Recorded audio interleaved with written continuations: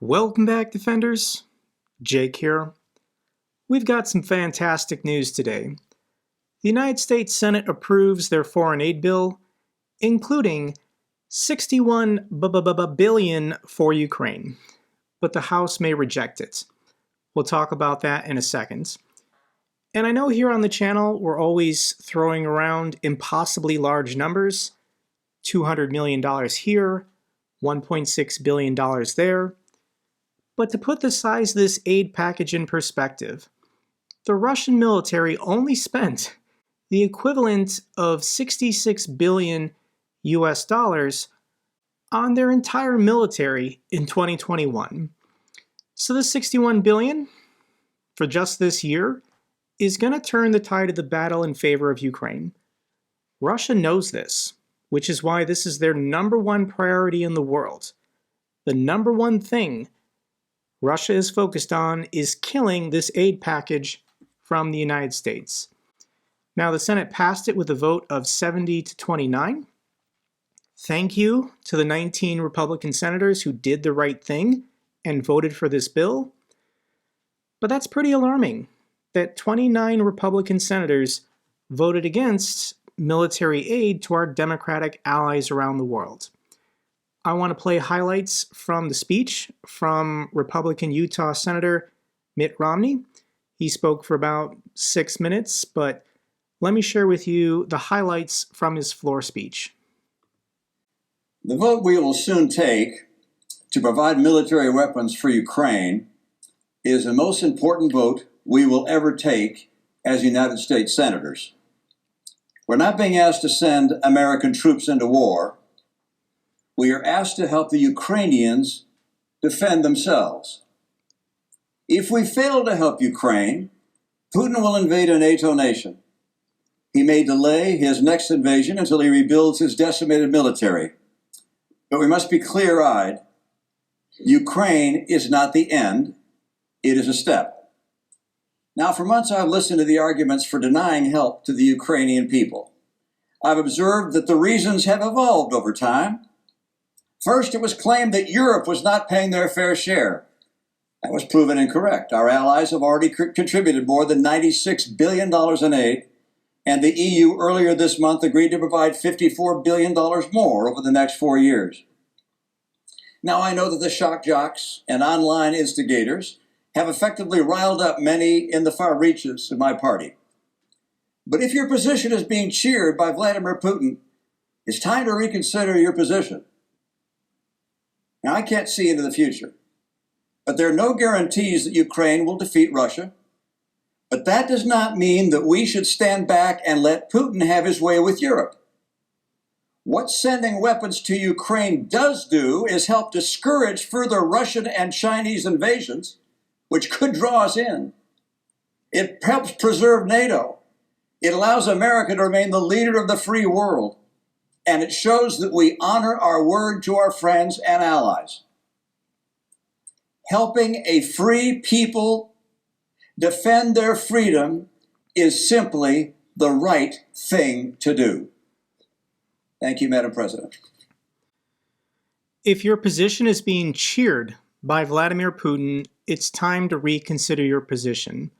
Helping a free people defend their freedom is simply the right thing to do. The world is having another moment, a 1938 moment. All of the justifications that Putin and the Russians are giving, why this land and territory in Ukraine belongs to Russia, is the exact same arguments that Hitler made in 1938. This territory of the Sudetenland, Czechoslovakia, used to belong to Germany. There are ethnic Germans living in this territory. This territory rightfully belongs to Germany.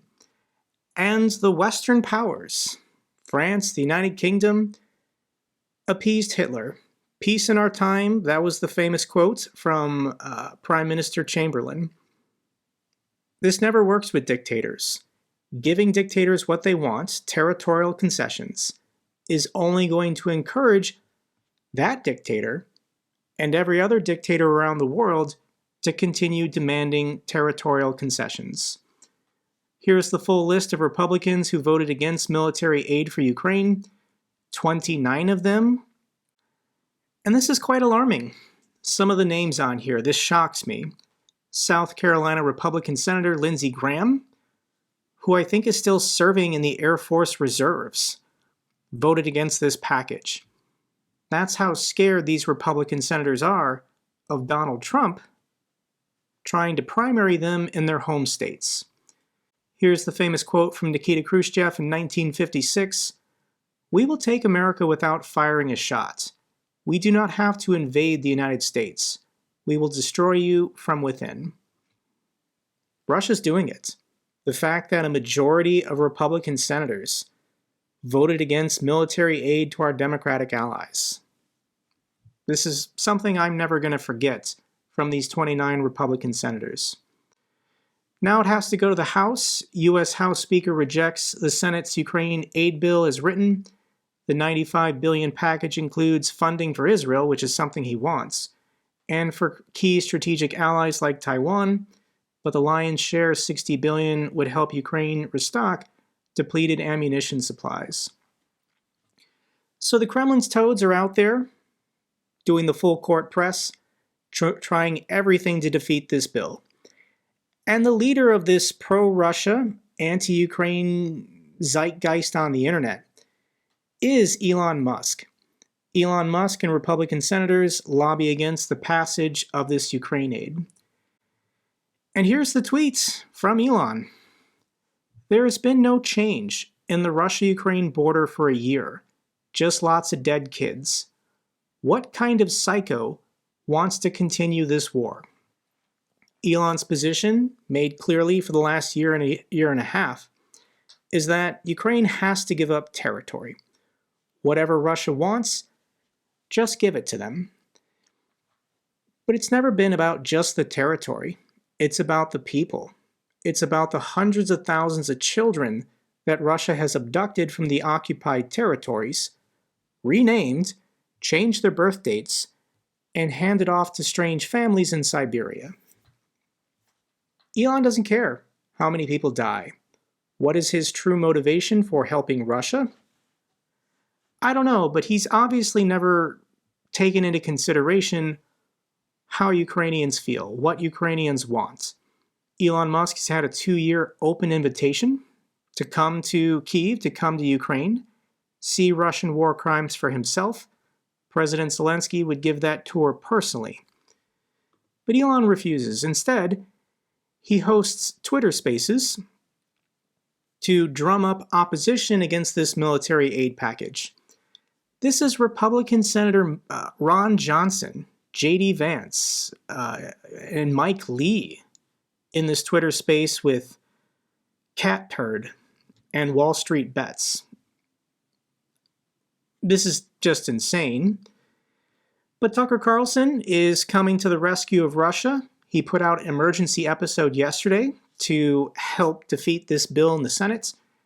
Elon Musk, of course, shared it and has been promoting it. And let me share with you just a little bit from this clip in which Tucker has on his show Republican Ohio Senator J.D. Vance. And yet, the United States Senate proposed, under Mitch McConnell, a plan to send another $60 billion to Ukraine. Well, imagine the surprise of all rational people around the world to wake up this morning and discover this could actually happen. And so with that in mind, we thought it would be worth talking to one of the very few Republican senators who's bothered to make the counter case. And that would be J.D. Vance of Ohio, who joins us now from the United States. Senator, thanks so much for coming on. If you wouldn't mind telling us where this legislation is right now, what you expect to happen, and what you think should happen. Yeah, Tucker, so there are two big things that will happen here. So tonight we will clear a major procedural vote, or we won't. So this is really the best opportunity tonight to kill this legislation. Encourage it. Senator J.D. Vance was leading the opposition to kill this aid package in the United States Senate. And this is Ohio Republican Senator J.D. Vance making the case on the U.S. Senate floor to oppose military aid for Ukraine. So I want you to listen to this clip. Waiting for the fish to bite, or waiting for the wind to fly a kite, or waiting around for Friday night, or waiting perhaps for their Uncle Jake, or a pot to boil, or a better break, or a string of pearls, or a pair of pants, or a wig with curls, or another chance. Everyone is just waiting. No, that's not for you. Somehow you'll escape. All that waiting and staying, you'll find the bright places where the boom bands are playing.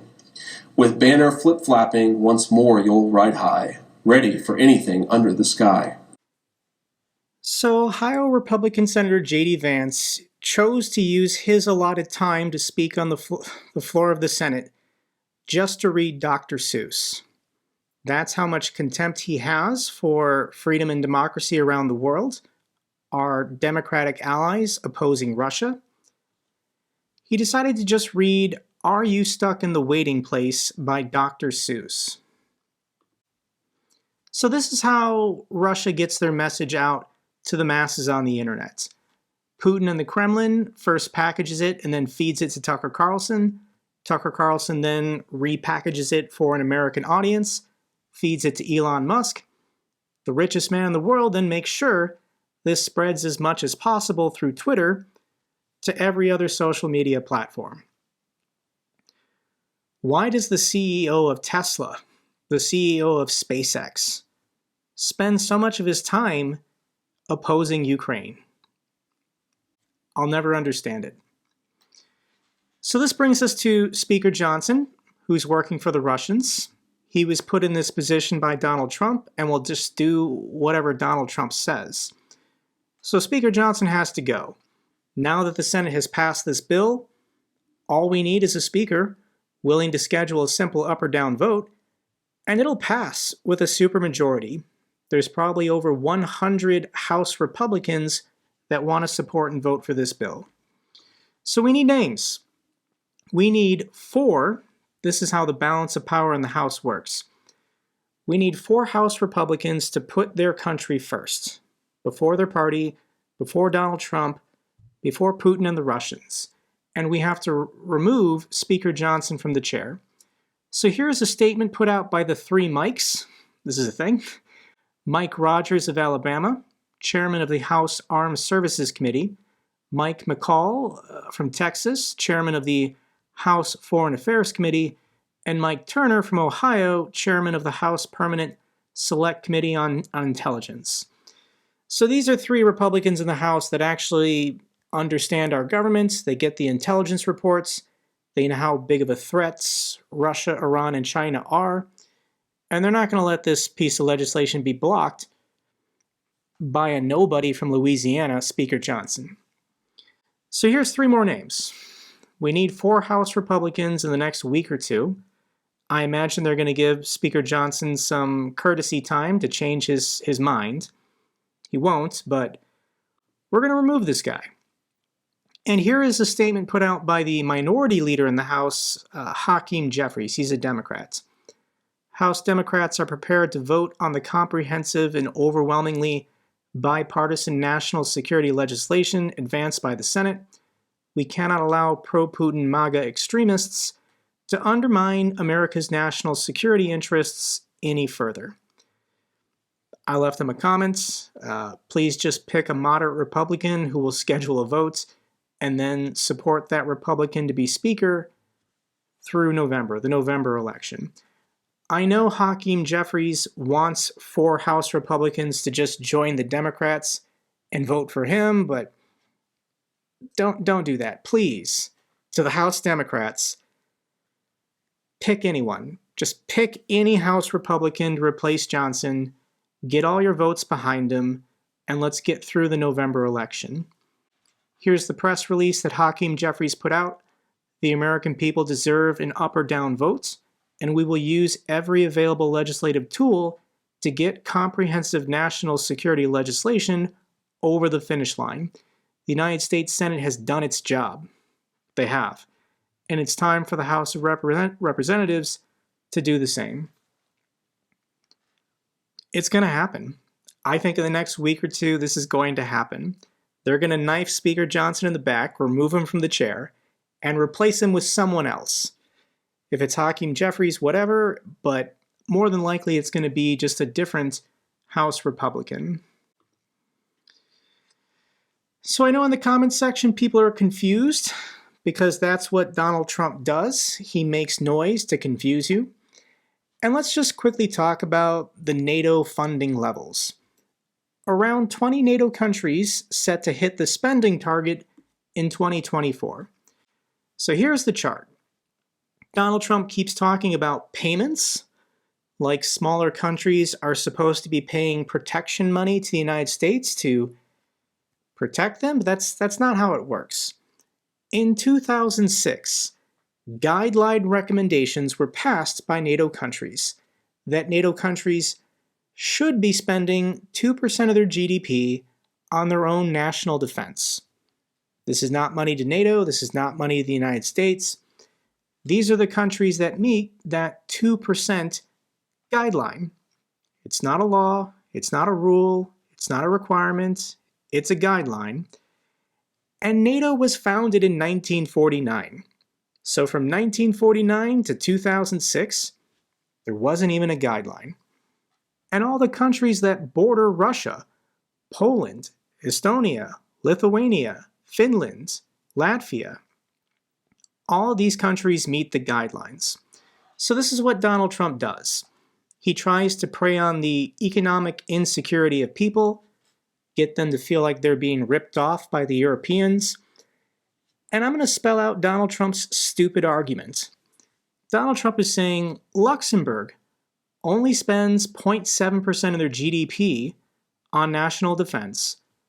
Therefore, it's okay for Russia to invade Poland and kill everyone in Poland.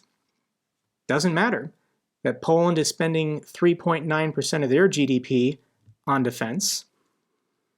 Donald Trump is looking for any weakness in the alliance to exploit, to destroy the alliance, to rip it apart.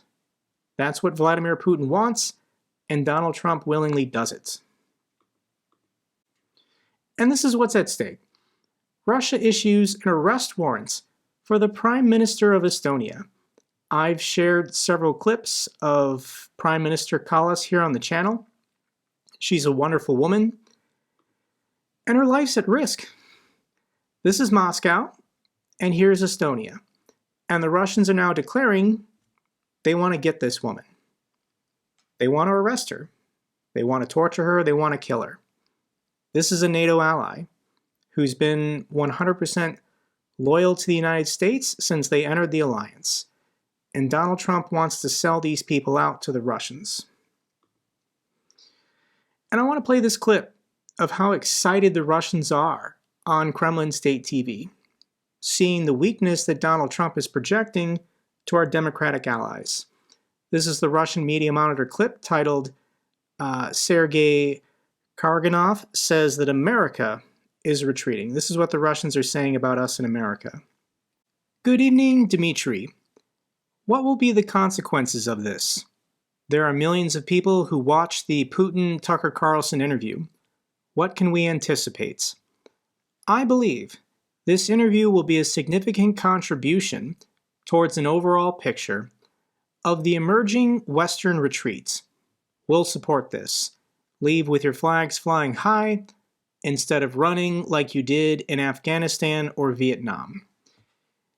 The United States military is not fighting in Ukraine. This is nothing like Afghanistan or Vietnam, but the Russians went there. The United States have finally started their retreat. They're already retreating, and this retreat will continue. It will go on for a long time. While leaving, they will destabilize parts of Eurasia. We should move up the ladder of an escalation so we can convince the West to retreat sooner. Because Donald Trump is projecting weakness, trying to divide the NATO alliance, trying to kill this foreign military assistance package, the Russians are emboldened. The Chinese are emboldened. The Iranians, the North Koreans, the Venezuelans, everyone is saying once Donald Trump is elected president, that's our moment. He'll abandon democracy around the world, and we can gobble up our smaller neighbors. It's crystal clear that thanks to this interview, the determination and the readiness of Western elites to continue this evil adventure will diminish, along with society's support for it. We no longer have to smile and pretend. We can say, we are forcing you out. We're giving you the honorable conditions for a retreat. Live as you wish. We will make agreements with ourselves and with the New World. The New World under this Iranian, North Korean, Chinese, Russian military domination. That's a bleak future I don't want to live in, where the United States is no longer the top of the mountain. This is what Donald Trump is offering to authoritarians around the world if they just help elect him president again. Let's check in on the front lines, and the Ukrainians continue to do their best. Kremlin troops gain ground in Avdiivka. Ukrainian officers vow the defenses will hold. Will the defenses in Avdiivka hold? And it's a pretty challenging situation.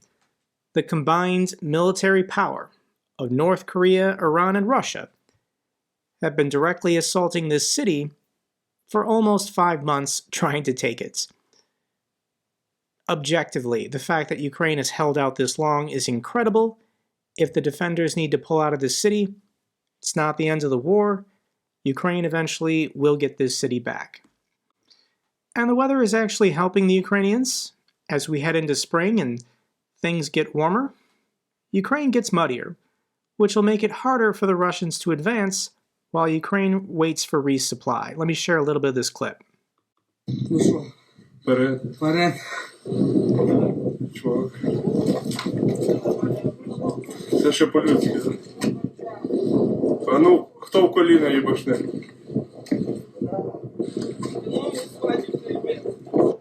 This is fantastic soil for agriculture, but not for trying to get armored vehicles through open fields. And if you want to see what the war looks like for yourself, this is a 17-minute video clip. I'll link it down below. It's a combination of drone footage and GoPro first-person view. I know I don't show a lot of clips of the war because I can't show violence, but if you want to see what Ukrainian defenders are doing every single day to defend their people and defend their cities, I'll link this down below. You should check it out. And since I showed some Ukrainian defenders, let me show some Russians. This is a clip that a Chechen posted on social media where he's just walking up to Russian volunteers saying, this person's gonna die, this person's gonna die.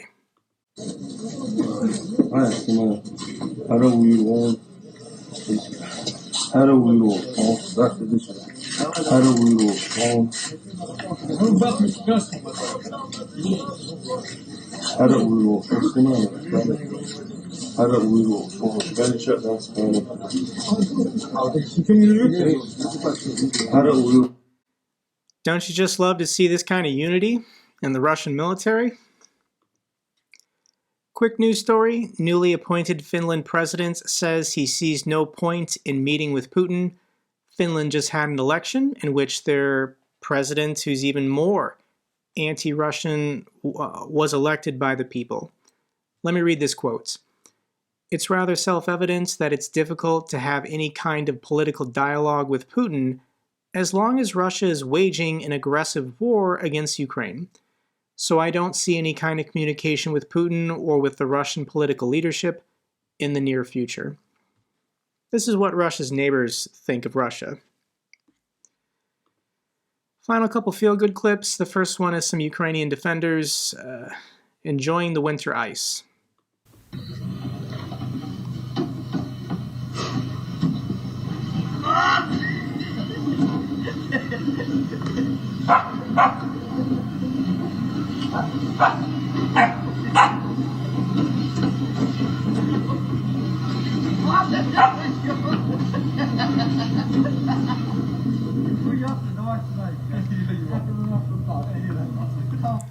That dog is having fun. Final clip I have for you is from the Superhuman Center. This is a nonprofit that helps Ukrainian defenders with their rehab. This Ukrainian defender is currently in the hydrotherapy pool.